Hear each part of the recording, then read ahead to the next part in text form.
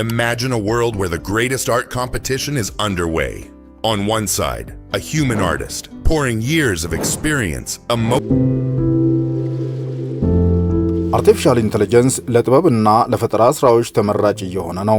በዚህም ለብዙ ዘመናት ፈጠራ መሰረታዊ የሰው ልጅ ባህሪ ተደርጎ ይወሰድ የነበረውን አስተሳሰብ እየቀየረው ይመስላል። በተለምዶ የኪነ ጥበብ ስራዎች የዓመታት ስልጠናና ልምምድ ያስፈልጋቸዋል ተብሎ ይታሰባል። ይህም የፈጠራ ተሰጥኦ ላላቸው ሰዎች እንቅፋት ሲፈጥር ቆይቷል። ለኤአይ ምስጋና ይድረሰውና ግለሰቦች የሥነ ጥበብና የፈጠራ ስራቸውን በውስን ቴክኒካል ዕውቀት መግለጽ ችለዋል። ይህም ምንም አይነት የፈጠራ ጥበብ የሌላቸው ሰዎች አዳዲስ ፈጠራዎችን እንዲሞክሩ አስችሏቸዋል።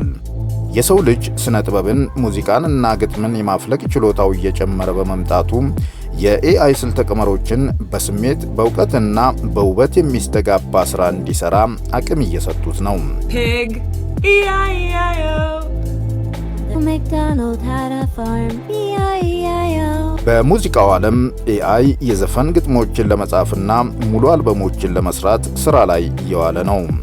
ሙዚቀኞች የማሽን ለርኒንግን በመጠቀም የሙዚቃ ሐሳቦችን ለማፍለቅና ለማቀናበር ወደ ኤአይ እየዞሩ ነው።